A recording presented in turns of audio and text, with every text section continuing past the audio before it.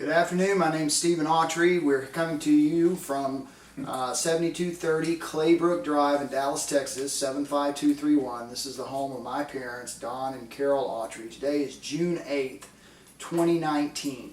We are here to do an interview with my father, Don Autry, and I wanted to talk a little bit about kind of the beginnings of this. A few years back, I did an interview with my paternal grandfather, Clyde Daniely, who is my mother's father. We did it by video, or audio, or actually video. No, audio. Right. We did it by audio because it was a few years back before the technology, and just talked a little bit about his time as a combat veteran in World War II and his time in St. Louis and southern Illinois and growing up along the Mississippi River. And it was really interesting to get a take of him. He's no longer with us, having died a couple of years ago. So we really wanted to memorialize some of our family history. And we had a conversation with my dad regarding that, and I think a lot of times generations, maybe some of the younger generations, aren't necessarily interested in family history. Almost to a man and to a person, people always tell me, see, I wish I would have had an opportunity to talk to my family a little bit more about my history before all the folks who knew about it are no longer with us. So we decided to do something about that today, and we're going to do a little video, audio presentation about not only the Autry family, but just a history of Dallas, with Don having spent his whole life here since 1945 and seeing some of the changes and things in Dallas. And it's just interesting, you know, America's pastime is ancestry, and I think it's a need for a lot of people to understand where they came from. So I hope all the generations in the future who watch this will enjoy this and get something out of it and can pass it along so that you can understand a little bit about where you came from. So without further ado, I'm going to introduce my guest. To my left is Don Autry, my father. Don, if you would, you should give your full name and date of birth, and we'll start from there. Well, Donald Lee Autry. I was born October 12, 1945 at Florence Nightingale Hospital in Dallas. Florence Nightingale was a maternity hospital located right next door to current-day Baylor Hospital. And I would say at least half the kids in Dallas from the 30s, 40s, and 50s were born at Florence Nightingale. So you would say, being born in 1945, you would be a classic baby boomer. Well, actually, I am not a baby boomer. The definition of a baby boomer doesn't begin until 1946. So I am not a baby boomer. So, as far as that, you were born right at the very end of World War II. The war had been over about a month when I was born, yes. And tell us a little bit about who your parents are, and we'll start with getting some history about them. Okay, my dad was Frank Lee Autry, who was born in Dallas February 4th, 1907. My mother was Virginia Ross Allen Autry, born in Dallas January 25th, 1908. They married in 1930.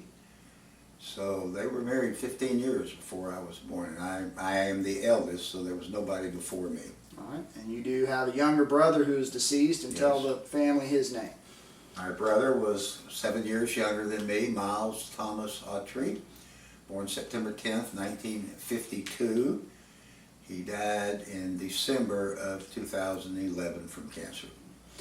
And as we talk a little bit about Frank Autry and Virginia Allen, they were high school classmates, is that right? Well, not exactly. They both went to Forest Avenue High School in South Dallas. They were a year apart.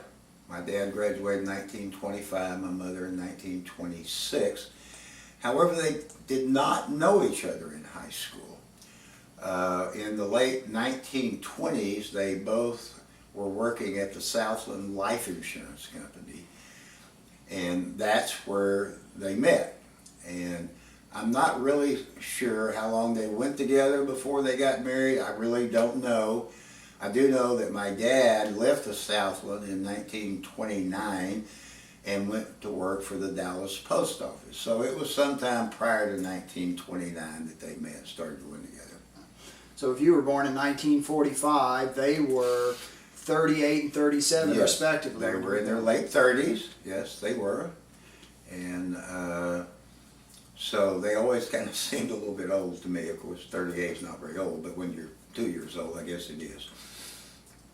So if they grew up in what we call South Dallas, which for those of you now moving forward will know Fair Park and in and around the greater Fair Park area, tell us a little bit about the name of that high school and where they grew up and where it is now. Well, Forest Avenue High School is still a high school in the Dallas Independent School District. However, it is now called Madison High School and has been since 1956. The area that it encompasses is the Fair Park area. In the teens, in the 20s, 30s, and 40s, most all Jewish families lived in South Dallas. There were several synagogues in South Dallas, and therefore there were a lot of Jewish kids that went to Forest. And then after World War II,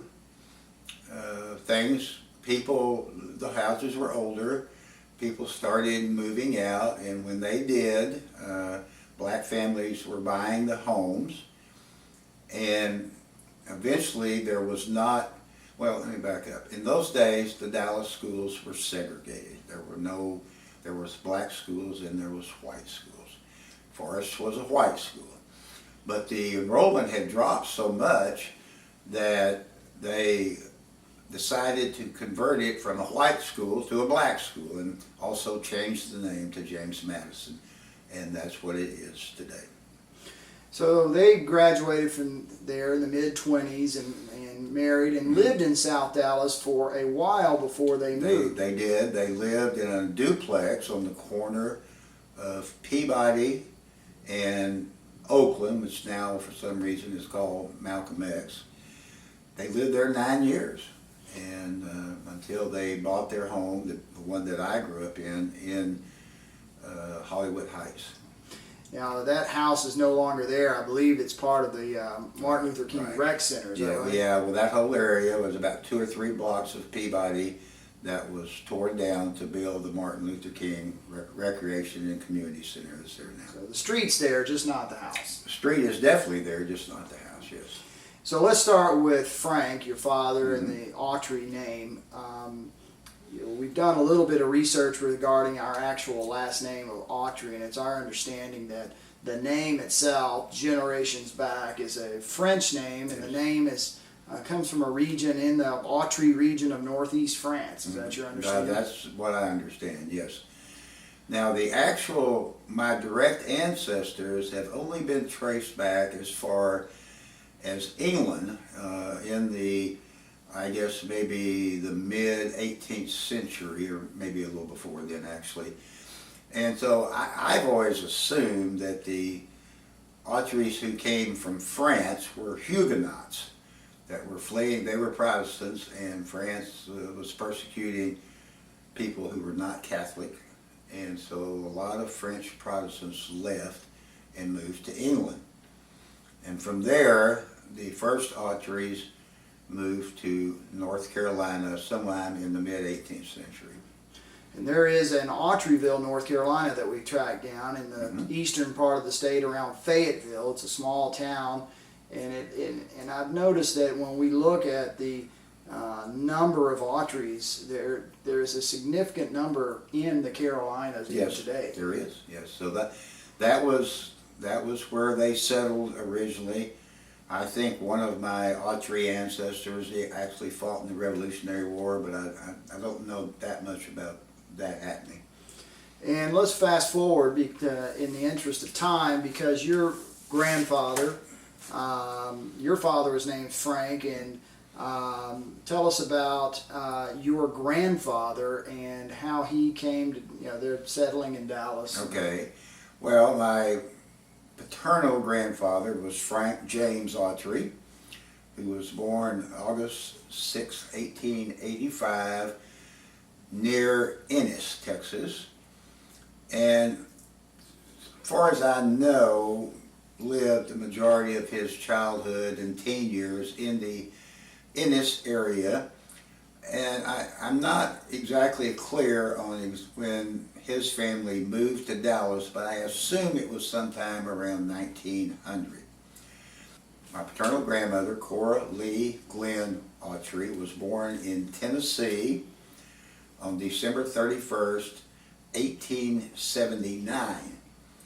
And when she was a child, her family moved to Texas, around Paris, Texas, and they came in a covered wagon. And so Glenn is spelled Glenn. That's correct, 2 N's, yes. And so grandfather Autry, Frank James Autry, had an interesting job. And tell us a little bit about what he did for a living. Well, he worked for the Dallas Post Office for 44 years, between 1909 and 1953. When he retired, he was the superintendent of outgoing mail, which was the number 2 job in the Dallas Post Office. And where did they live? They lived, beginning in 1937, they lived at 6866 Clayton, which is very near Lakewood Country Club. Prior to that, between 1917 and 1937, they lived on Peabody, not the same house that my parents lived in, but on the same block. And that's where they were living when my dad went to high school. It's where they were living when my parents got married. They lived there for 20 years. And then they had lived previously in East Dallas they lived on Worth for a while, and they also lived on Swiss Avenue. But being born in 1945, your memories of them as being on Clayton in the Lakewood Country Club. Well, yeah, I am. However, my grandfather kept the house on Peabody and rented it. So occasionally I would go with him on a Friday evening to collect the rent.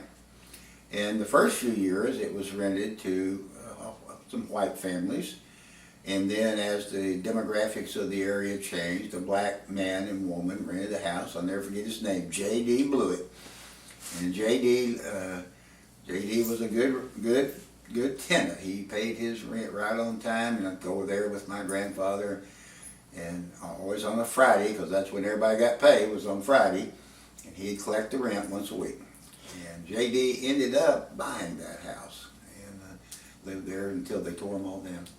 So your grandmother was older than your grandfather, and that was kind of unusual. Well, it was, in fact, the interesting part of all this was, until my grandfather died in 1960, my dad did not know how old his mother was. He said that when, growing up, it would be her birthday, and he'd say, "Well, Mama, how old are you?" And she'd always say, "Well, never you mind."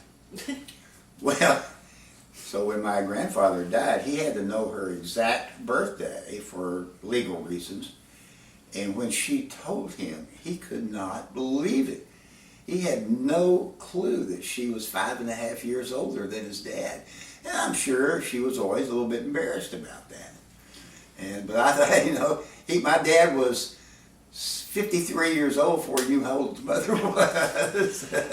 Well, with your grandfather dying in 1960, you were in high school, so you knew him well. And Yes. then your grandmother died in what year? She died in 1969, about 6 months after you were born.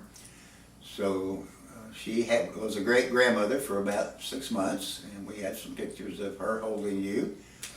And when she died, she was 89. Now, one thing interesting about her is that she was totally deaf. However, she was not born that way. She, over the years, just became deaf. So she spoke normally, and she always refused to wear any kind of hearing aid or anything like that. But she was an excellent lip reader. I mean, if she was looking at you, she knew exactly what you were saying. So she was easy to communicate with because of that. And she really enjoyed watching wrestling on TV. Well, the funny thing about her is she loved to go to the movies. Now, I guess back in the days when the silent movies where they had captions, it didn't make any difference whether you could hear it or not. However, she always loved to go to the movies. And she particularly liked to go to musicals. That may sound a little funny for somebody that can't hear, but she liked all the lavish costumes and the dancing and all that. And my grandfather never cared much for going to the movies, but he would take her because she liked to go so much. And then when television came along, they bought a television long before most people did.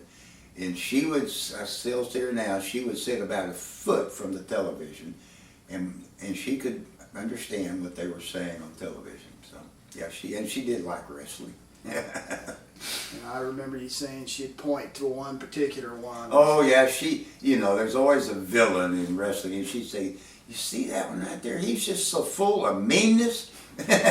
She took it real seriously. Well, it sounds like then that your grandparents, your paternal grandparents, because of his really high job in the post office, were more affluent than the average family. Oh yeah, they lived very comfortably, and always seemed to have money. Not a lot of money, but they weren't poor by any means. And so your your father, being born in 1907. It's interesting because that's the time when really technology and the Industrial Revolution really started to take effect in this country and worldwide for that matter. So, he really got to see a lot of of inventions, and the life that he knew as a child was completely different than what he knew as a teenager. He can remember when they did not have a car, but they had a horse and buggy. And his mother would go out there and hitch the horse up to the buggy, and they'd go somewhere. Of course, there was no radio, no television. Some people had telephones, but it wasn't real common. Of course, they did have electricity and everything, and indoor plumbing. But yeah, I mean, it changed a lot, a whole lot. And he always used to tell your father, my grandfather, who I called Granddaddy, he'd always tell a story about going down to the fire station back before there was actual fire trucks or fire engines. Well, yeah, when he lived on Swiss Avenue, and he lived there until he was 10, apparently there was a fire station very close to there, and he said that when the fire alarm went off, that they would open the doors into the firehouse, and the horses would run into the firehouse, and they knew exactly where to stand, and the harnesses were up above them, and the harnesses would jump down, and the firemen would buckle the horses. And he said those horses were so excited they could not wait. They kept pawing the ground and snorting and everything. And they could have them ready to go in 30 seconds. And he said they'd tear out of the firehouse, and he said it was really something to see. I still, to this day, would love to see that. And so he also, as a man, who left South, and then he joined the post office. Yes, he did. He went to work for the Dallas Post Office. In 1929. He stayed there until 1962 when he took early retirement. Now, he was never a letter carrier. He always worked behind the scenes, and it was a decent living. We lived comfortably. We never missed a meal, or always had nice clothes to wear and everything. But it was just a decent job, but not a great job. And so that, talking about living comfortably, at that time they bought the house, or built the house in Hollywood Heights. Well, they bought it. It was the street we lived on Patricia, 6938 Patricia, was a one-block street. The house that we had was the last one on the block that was built. And they were living in South Dallas, and my mother said one Sunday afternoon they had kind of been wanting to move, and so they were just out driving around, and they turned on Patricia and saw that house, and she said, I knew immediately that was the one that I wanted. And they paid $5,000 for it. And they lived there, and she lived there until she died, basically. Basically, Right. not a couple of years before she died, yes. So she was in the house from 1939 to 1997. What time I bought the house. Yes. Then Steve bought the house and lived there a few years. So still, I think he still wishes he had it. I certainly do. But it was a good house and a lot of good memories in that house. It was a small house. It was 2-bedroom, 1 bath, but the rooms were big. And so there was 4 of us. So my brother and I had a bedroom. My parents had a bedroom. We shared a bath. Anyway, I never could figure out why he said the house kept getting smaller, because it looked like to me it was the same size. But I guess my brother and I were getting bigger and we were taking up more room, I suppose. Now, that house had 1,321 Yep. square feet. I know Yep. exactly how much. But it was on a big lot. It had a huge backyard. And a big front porch. Yes. That neighborhood now, for those of you who don't know, is probably one of the most happening neighborhoods in Dallas. Yeah. If you live in Hollywood Heights, you're really Yeah. doing something. Even though the houses aren't that big, they are very pricey. Very in place to live now. Well, let's talk a little bit about your mother, Virginia Ross Allen. Uh-huh. You mentioned that she was born in 1908. Talk a little bit about her parents. Okay, well, her father was James Denman Allen. He went by Denman. He was born in Tennessee. I'm not sure of the exact date, but he was born in 1867. Her mother was Pearl Estelle Snow. She was born in December of 1877, near Ferris, and grew up in the Ferris area and came to Dallas sometime in the late 1890s. And I'm not sure, I have no idea how they met. I don't know any of those details. But my mother had 2 brothers and 2 sisters. Her oldest brother, James Leslie Allen, was born in 1904. And unfortunately, when he was 10 years old, he was riding his bicycle, a hit-and-run driver hit him and killed him. And what's interesting about that is a couple of things for the family, is that he was killed on September 11th, which is our niece's, our triplets' birthday. Yeah, that's right. And we have a picture of him that I can't imagine that was not taken probably a month or so Yeah, before probably not even that long. He's standing there with his bicycle, and I don't know what the circumstances were. I don't think anybody ever knew exactly what happened, other than he was hit by this car and lived a couple hours and killed him. And we think it happened somewhere around Fair Park along 2nd Avenue. It was 2nd Avenue and Lego, I believe, is where it was supposed to have happened. And one of the interesting things about that, doing a little history other than just the tragedy of it, is we think, keep in mind, this was in 1915. Not a lot of people had cars driving around Dallas. Not And Dallas. we've done a little research, and this may be one of, if not the first, ever hit-and-run accident in the Or city might of be Dallas. the first traffic fatality in Dallas. It could well be, I don't know. And my theory is we were always told that no one ever could catch who did it. But my theory is they probably knew who did it, and it was somebody with some money, because our family didn't have any money. And in order to have a car back in 1915, you were a somebody, and I'm sure that somebody probably paid some money under the table to be, let that thing just kind of disappear. That would be my guess, yes. But one thing that also I think about is the different time is that my grandmother, Virginia Allen, remembers that and remembers the funeral. Talk a little bit about that. Well, he was killed on September the 11th. The funeral was on September 12th. And what I'm going to say here sounds weird now, but it's not. They had the body in the living room of the house. They lived on Pennsylvania. And they had the funeral at the house. And it was conducted by a man who became very famous, Dr. Truitt, who was the pastor at First Baptist Church for over 40 years. And then he was buried at Oakland Cemetery, which is still there and is on Oakland, aka Malcolm X. And my mother said she doesn't remember a whole lot about it. She was 7, but she did remember riding to the cemetery in a horse-drawn carriage. Pulling the casket. Pulling the casket, yes.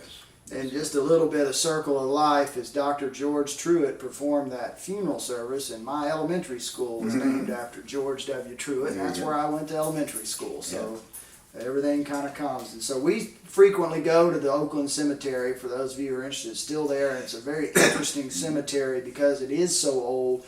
Many of the people there have been not born 100 years ago. Many of them have been dead for over 100 Yeah, years. a lot of famous Dallas people, early Dallas people are buried there.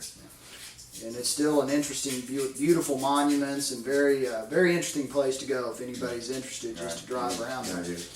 And so she grew up then with an older sister, a younger sister, and a younger brother. And I think about her going to school with her being Virginia, which was a very common name back in those days. And she went to school the first day, and there was another Virginia in the class. Yeah. And tell that story. That's all. Well, I think she was in the 2nd grade, and she went, well, let me back up. Her middle name was Ross, which was, she had an Aunt Ross, but she was always embarrassed by that middle name because she thought it sounded like a boy's name. So when she went to the 2nd grade, there was another little girl in the class, also named Virginia. So the teacher said, well, so we won't get mixed up, I'm going to call you, pointing to my mother, by your middle name. She said, what is your middle name? Well, she was so embarrassed about it, she kind of under her breath said Ross. Well, the teacher thought she said Rose, so for the whole school year, she was Rose. So as she goes and lives and grows up in South Dallas with her family and now older sister, younger sister, and younger brother, Yes. And she graduates from Forest High as well, and meets my grandfather, and tell us a little bit about her moving on into adulthood. Well, her mother's brother, Uncle Tom Snow, worked for the Southland Life Insurance Company, which was a large company. And he had a higher up position. I don't know exactly what it was. But anyway, when my Aunt Pauline graduated from high school, he got her a job at the Southland.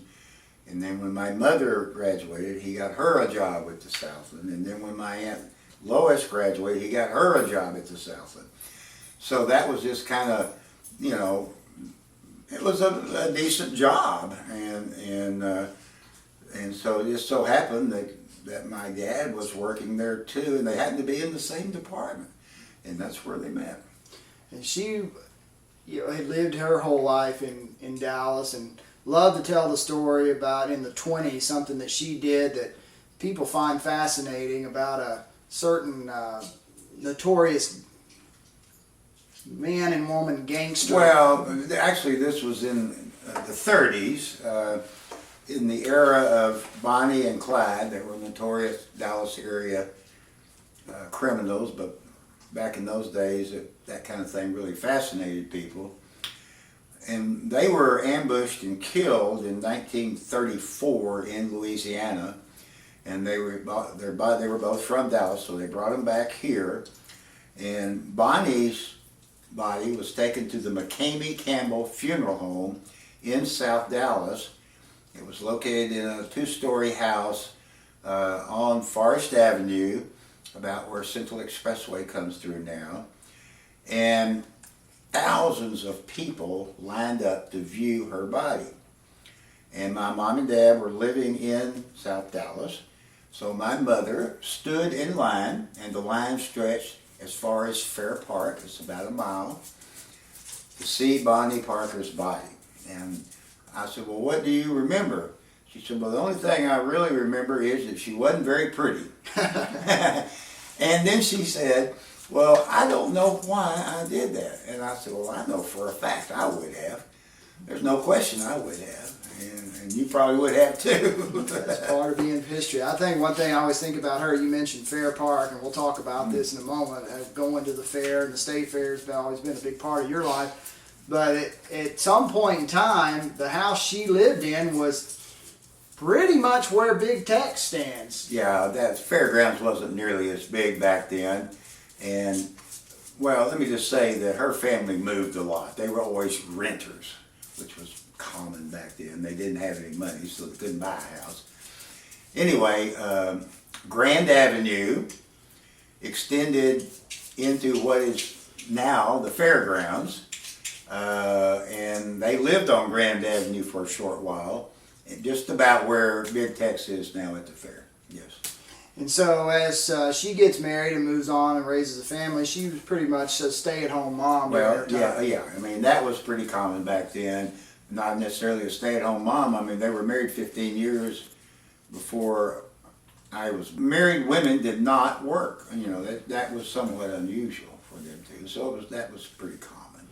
So fast forward, you know, your father and your mother both got to know me very well. My brother Blake, who was born in 1971, and my cousin Michelle, who was Miles's daughter, who was born in 1980. And so we got the opportunity, and they got the opportunity to really spend a lot of time and get to know them. Yeah, I want to go back, Steve, and tell the story that your brother asked me to tell about. In about 1912, my dad would have been 5 years old. He and his mother went downtown to the show one night. It was in the winter, and he said it was a very, very cold night. And they came out of the show, and there was a big fire downtown. So they walked down the street to watch it like people do. And some firemen were already there and putting water on it. And he said it was so cold, excuse me, the water was freezing on the street. And so, again, this is in the days of the horse-drawn fire trucks. A fire wagon came down the street being pulled by 4 horses, and he said they were at full gallop. And they hit the ice and they all fell.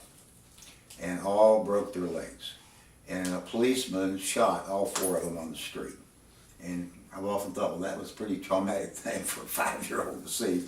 But we may have to edit certain parts of that out for some of our daughters and granddaughters. Well, my daughter in particular. Well, no, so. I mean that you know, that was the right thing to do. It was, you know, what else you going to do, you know? But anyway, so I'm sorry. Go ahead, and you guys got to know Mama and Granddaddy because they, you know, you were born long enough before they died to remember them very well.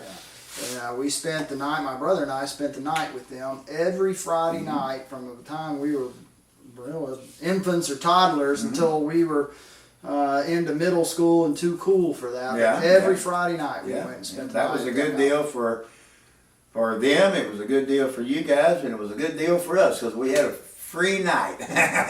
So as we go, and then you were born, you grow up in the house on Patricia and have a younger brother. Tell us a little bit about your schooling and where you went. Okay, well, my birthday is in October. So I was not going to be 6 years old until about 6 weeks after the cutoff date for going to public school. So my mother decided to send me to private school. And there was a lady who lived in our neighborhood, Mrs. Roney, who had a small private school in her home. She had converted one of her bedrooms into a classroom. And she basically taught first grade for people such as myself who weren't, quote, old enough to go to school. And this was predated the kindergarten. Yeah, we didn't know there was no kindergarten. So anyhow, we only went to school from 9 till 12, but we didn't have music, we didn't eat lunch, we didn't have art, we didn't have recess, so it was 3 hours of instruction. And when I got to public school in the 2nd grade, I was way ahead. And I've had a lot of other people who attended Ms. Roney say the exact same thing, that they were all ahead when they got to public school. So I started at public school in the 2nd grade at Mount Auburn, which is on East Grand Avenue right near Samuel Park. Went there through the 7th grade, and then moved on to J.L. Long Junior High School for the 8th and 9th grade. And then 3 years of high school at Woodrow Wilson High School on Glasgow, and graduated from there in 1963. And all of these schools are located in East Dallas. Yes, and all operational, yes. And so all these schools are easily found, and they're still very active schools where a lot of kids, neighborhood kids, still go and attend. So, Yes. And then so after, at some point in time, you met a girl from the neighboring high school called Bryan Adams High School. Well, let me tell the story how about Mom and I met. This is interesting, I think.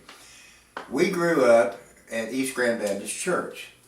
Now, back in those days, East Grand was a big church and had tons of teenagers. And because I'm a year older than her, we were never in the same Sunday school department or anything. And so I didn't really know her. I'm sure I knew who she was, but I did not know her. Then in the fall of 1960, the church formed a youth bowling league. And as luck would have it, Carol and I ended up on the same team. And we kind of immediately hit it off, as I remember. And we had our first date on January the 21st, 1961. I took her downtown to the Majestic Theater. Which is still there. Still there. Which was, going downtown to the show back in those days was a big deal. And we saw a movie called Where the Boys Are. It's kind of a beach type. Yeah, it was about spring break in Daytona Beach, Florida or somewhere. I can't remember now. But anyway, so we started going together and went together pretty much till I graduated from high school. And we just kind of drifted apart. I don't think we ever formally broke up or anything, but we just drifted apart. And she went to, I made reference, she went to the neighboring high school, Yes, Bryan Adams yes, High she went to School. Bryan Adams High School, which was adjacent, or the districts were adjacent to where I went to high school. And then, so we didn't date for a couple of years. She had gone off to the University of Texas. And in the fall of October of '65, it was Texas OU weekend. And my birthday was either that day or within a day or so, and I was turning 20. And I was at home that afternoon, laying on the couch, watching the football game or whatever, and she came to the door to wish me a happy birthday. And so I invited her in, and I hadn't talked to her in a long time, so I said, asked her if she had a date that night. She said no. And I asked her if she'd like to go out. She said she would, however, she had her roommate with her, and she couldn't go off and leave her. I said, well, I'll get her a date, and we did. And I think we went to somewhere like Market Hall, or they used to have big parties there. They wouldn't dare do it now, but they used to anyway. And that was in October, mid-October, and by Christmas we'd already decided to get married the next summer. So during that time, you were in college, correct? I went to SMU for 2 years, excuse me, and decided to transfer. And SMU was expensive, and my plan was to go to North Texas for a year and then go back and graduate from SMU. But after I got to North Texas, I really liked it a lot and decided to stay. So when she and I decided to get married, I was going to school at North Texas. She finished the semester at Texas and then came home and got a job so we could get married. And you got married on August 26, 1966. August 26, 1966 at East Grand Baptist Church. Which is across the street from Mount Auburn Elementary Yeah, School yeah, where he went. So you can see how everything, we don't venture too far. No, we don't go very far. And so that was 1966, and tell us a little bit about being newlyweds and then work jobs and where you lived. Okay. Well, that was the summer after my junior year at North Texas. And so Carol worked at Blue Cross Blue Shield, which was a good place for young girls to work, paid well. I was commuting to Denton 3 days a week, and I had a job at Western Auto, which was, I don't know how you even describe Western Auto, but it's kind of a combination hardware store. We sold lawnmowers and bicycles, and I don't know. But anyway. Maybe like a precursor of Home Depot. Well, sort of, yeah, but a little more, yeah. But anyway, I worked there and sold fishing tackle and whatever. It didn't pay much, but it didn't cost much to live back in those days.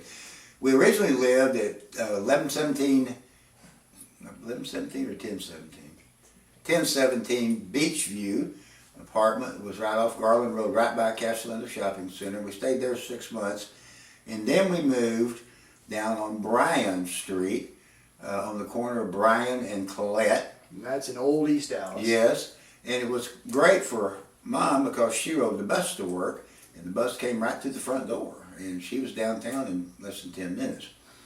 And then when I graduated from North Texas in August of 1967, This was back when the Vietnam War was getting hot and heavy, and as long as you were a full-time college student, you had a deferment, so you weren't subject to the draft. On August the 24th, 1967, and the next day in the mail, I received my notice that I had been reclassified 1A, which was the highest, you know, come on down here, we're ready for you kind of deal. So I really didn't want to be in the military. So I got in the car, that was a Friday. I got in the car, I drove to Denton, and I enrolled in graduate school. I'd been thinking about doing it anyway, and this was pushing me over the edge there. So anyhow, enrolled in graduate school, so about a month after I started graduate school, we found out that Mom was pregnant with you. So her doctor wrote a letter. I took it to the draft board, and they reclassified me 3A, which meant married with children. And that was the end of my military career. Thank goodness. So at some point in time you got a job. Tell us about Okay, well, yes. So I went ahead and finished the first semester at North Texas in graduate school. And I had been offered a job when I first graduated from North Texas, but because I had some issues with the military, I had to but anyway, make a long story short, I went to work for IBM. I don't know how I ever got that job, but anyway, I did. And IBM at that time was one of the absolute premier places in the country to work. And I got a job in their marketing training division, in their data processing division, to train to sell IBM computers. And my salary was $625 a month, which was a very fine job at that point in time. I'll tell you, it really was. And that doesn't sound like very much money, but back then it was. We had a new car, a nice apartment. Mom didn't work, so we lived comfortably on $625 a month. And at some point in time, the baby comes, and you bought a house. We did. About 3 months before you were born, we bought a house at 2603 Klondike in the Casa View area. It was kind of a basic house. We paid $12,750 for it. Never forget that. Probably the biggest point of reference, right behind Bishop Lynch High School. Yeah, very near to Bishop Lynch, right off of not Ferguson, but Shiloh. Or Oates, right off of Oates and Shiloh. And we lived there. Blake was born there also in 1971. Steve started a school there. He went to George W. Truett Elementary School, kindergarten, first and second grade. And in 1976, we bought a house at 6940 Honeycutt Place in the Butler Terrace area of Dallas. The house was only 3 years old when we bought it. It was a nice house. And that's where we all lived. Well, the whole time, the rest of the time they were in school. Just to backtrack, I was born June 20th, 1968, also at Baylor Hospital. And my brother Blake Allen, which is A-L-L-E-N, named after my grandmother Virginia Allen, was born in April 13th, 1971, also at Baylor Hospital. But not Florence Nightingale, just Baylor Hospital. By then, Florence Nightingale had been torn down. Yes. And so some of them, I know my daughter was asking about my name, so tell them about how our names came about.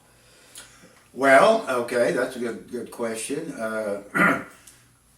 I had several, and still do have several friends named Steve. One in particular, Steve Mabry, who continues to this day to be a very close friend. His name was Stephen David, and so we decided to name you Stephen David. You know, we were so certain that you were going to be a boy. I mean, we had a girl's name, but we never talked much about it. I think it was Melissa Lee, wasn't it, Carol? Anyway, and then Blake, Carol, I don't remember where Blake come from. Blake Aston. Oh, yeah. Yeah, that's right. There was a family that we went to church with, the Astons, and their son, Blake, about a year before our Blake was born, about 6 months before actually, he was killed in Vietnam. And so we decided to name our son Blake, and Alan, of course, was my mother's maiden name, and that's where that came from. And so fast forward, after we moved from Klondike, we moved in the house at 6940 Honeycutt Place, which is over off of I-30 and Ferguson and Jim Miller, over in that area, Dallas, over by Grove Hill Cemetery, which is important because a lot of our family is buried at that Grove Hill Cemetery. Yeah, that's correct. And a lot of the Autry clan especially. And the one thing that's unusual, different about that house is on a cul-de-sac or a circle. And so it was. Well, that's one of the main reasons we bought it. We wanted y'all to be able to play outside without having to worry about traffic coming down the street. And we did. Yeah, they did. And in fact, when we moved there was only 4 houses on the cul-de-sac during the time they went ahead and built it. But there never was more than about 10, I still suppose. And there was absolutely no reason to come down that street unless you lived there. And so it was a great place for kids to play, get out and play ball out in the circle there and whatever. And so as we go through school and went all the way through, Blake and I went to Edna Rowe Elementary School and then to John B. Hood Junior High, which is out in Pleasant Grove. It was really, we didn't really have a junior high in our neighborhood, so we kind of got bust out there, for lack of a better term. And now that school goes by the name of Piedmont Junior High. We were the John B. Hood Rebels, gray and gold. And now John B. Hood was named after a Confederate general. And then we went on to Skyline High School, which is over in far East Dallas, off of just south of I-30, off of Buckner Boulevard, and played baseball and sports. And we're talking a little bit about John B. Hood, and your mother's mother, her family were from the Tupelo area of Mississippi, correct? Yes. The northeast part of the state. Yes. I'm glad you mentioned that. I wanted to tell about my mother's grandfather. His name was George Humphreys Snow. He was born in Mississippi in 1831. He lived in the Tupelo area. And when the Civil War came along, he joined the Confederate Army. He was in the Confederate Army all 4 years of the Civil War. He was in Company K, 19th Mississippi, and they participated in many of the very large battles of the war. They were at Gettysburg, they were at Petersburg, they were in the Wilderness Campaign. And to think that he was in that army for 4 years and somehow survived it's almost unbelievable. But he did. In fact, he was at Appomattox Courthouse on April 9th, 1865, when the Confederate Army under Robert E. Lee surrendered to Grant. He was there.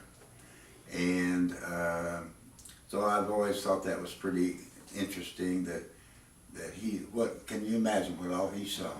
In one of the documents that the family has possessed, our cousin Marilyn, who is also my dad's first cousin on his mother's side, who is also related to Grandpa Snow, possessed a document that's a little unusual. There's a lot of people that have some Civil War memorabilia, but we possess something that a lot of people don't have, and is really an interesting document, and that is his past. Tell us. When the Confederate Army surrendered, and again that was April 9th, 1865, they were technically considered prisoners of war, but they weren't sent to any kind of prison or anything. They just had to lay down their arms. And then the next day, April 10th, they were formally released, paroled, whatever, and family has a document. It's called a paroled prisoner's pass. It has his name on it, and this is paraphrasing, but it says, Private George Snow is hereby given permission to return to his home and forevermore to be left alone. Now, I assume, since this was in Virginia and he was from Mississippi, I'm sure he walked home. I don't know how else he would have gotten there. I know he didn't have a horse, and That's a long walk, but he probably was so glad to go home. He didn't care how far it was, right? He was willing to do that. So we fast forward, and we a little sidetracked on the story, but I wanted to get that in. All right, and as we were talking about living on Honeycutt during that time period, with the job, I want to talk a little bit about the family business with you and your brother Miles, and that. Tell us a little bit about that business and how that got started. Well, when my grandmother Autry died in 1969, my dad was an only child, and so he inherited her house and contents and so forth, and he offered to sell the house to Carol and I. It seems so funny now. It just kind of seemed like an old house. It really wasn't, but it newer than this house is now. But anyway, it just seemed he was going to sell it for $18,000. Well, we decided that we didn't want to buy it. Well, the house now is worth over $500,000. Well, probably more than that, yeah. But anyhow, so my dad sold the house, but he didn't know what to do with the contents of the house. So a friend of his said, well, I know a fella that's in the auction business, and he will come out here to this house and he'll conduct an auction and he'll sell everything in the house. So my dad contacted him. His name was Bill Wade.